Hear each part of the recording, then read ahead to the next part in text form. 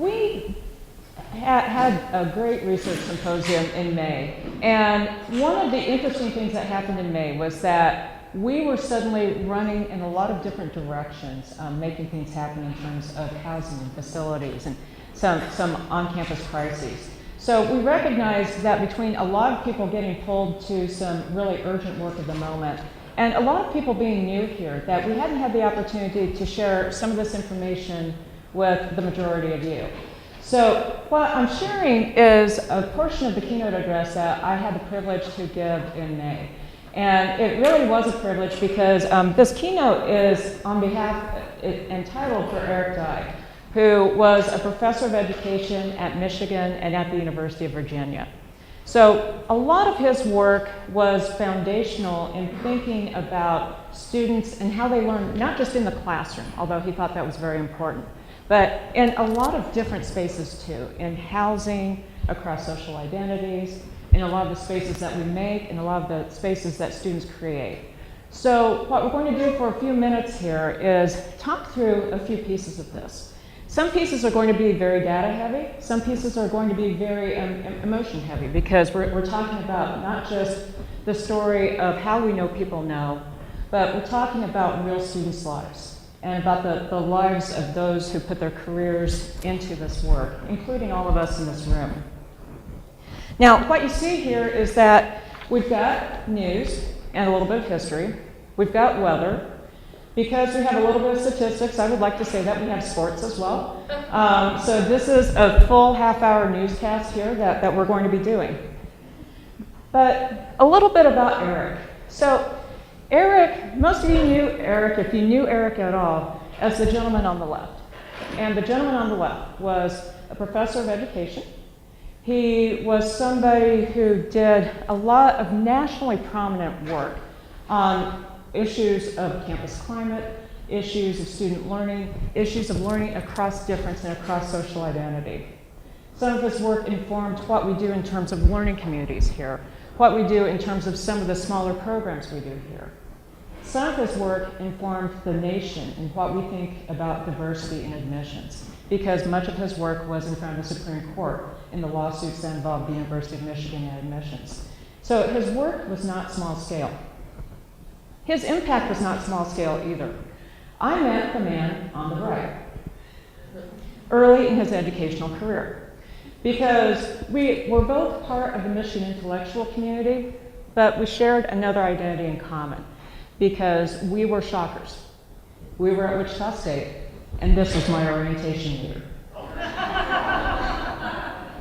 So he was an orientation leader for the College of Education, and I came in as a math education major thinking I was going to be teaching high school math, maybe some algebra, some calculus, probably not geometry, I kind of hated that.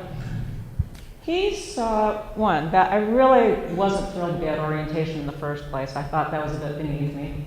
You know, why was I going to a student affairs program? He also started unpacking that I really didn't want to be in that major. And he was asking me, are you sure you want to be here? Are you sure you want to be in the School of Education? He talked me out of being a math education major. So it was not without some hilarity that 12 years later, when I entered a doctoral program in higher education at the University of Michigan, that this man was on my committee. So he helped me get into education, he helped me get out of education, and he helped me get out of education again at the end of my doctoral studies. So he was influential throughout. I offer this because Eric understood something that is essential to the work of student life, that we're not just talking about intellectual gains. We're talking about finding calling.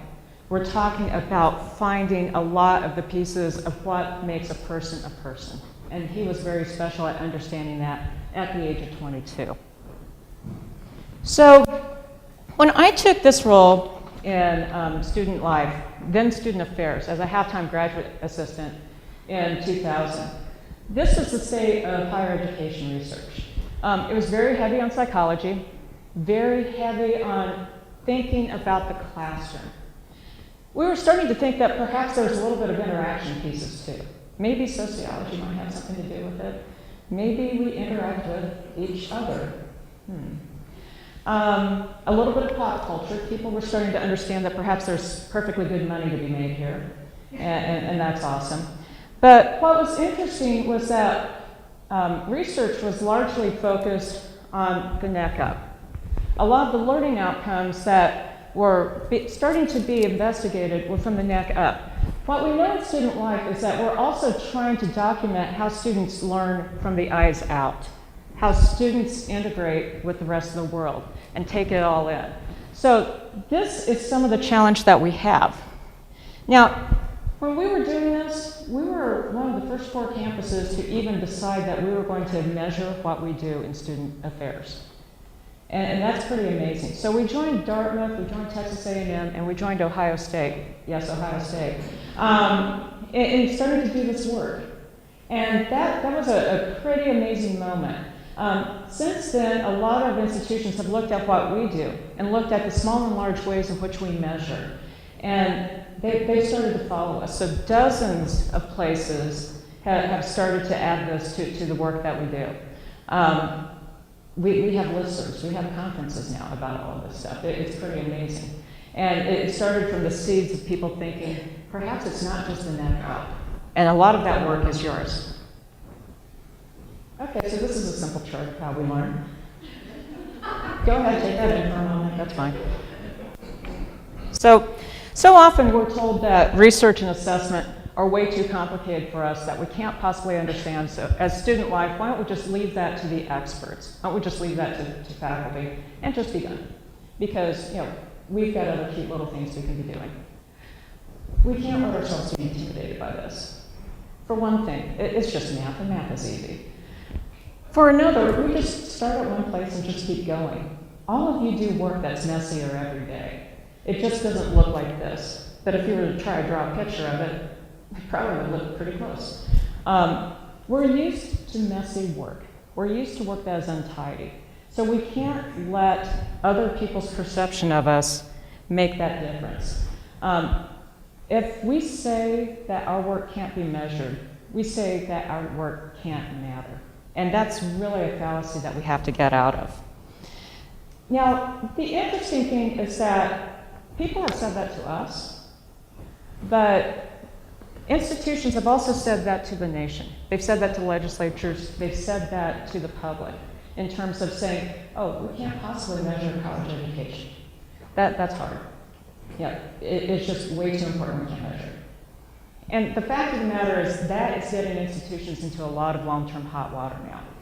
Because if you watch the news, if you listen to debate, you understand that it's getting interpreted as arrogance.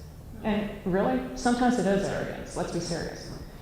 It gets interpreted as laziness, but the most damning thing is that it gets interpreted as a disinterest in students and their parents. And we know fundamentally that we cannot ever be disinterested in students and in their full lives, including the communities from which they come. We have to maintain that interest, and we are leaders on campus in maintaining that interest and understanding that students are not just a bunch of little numbers and a bunch of little bits of data. This, in a nutshell, is the work of student life. Now, we can boil it down very simply. Alexander Astin was Eric Dye's dissertation chair.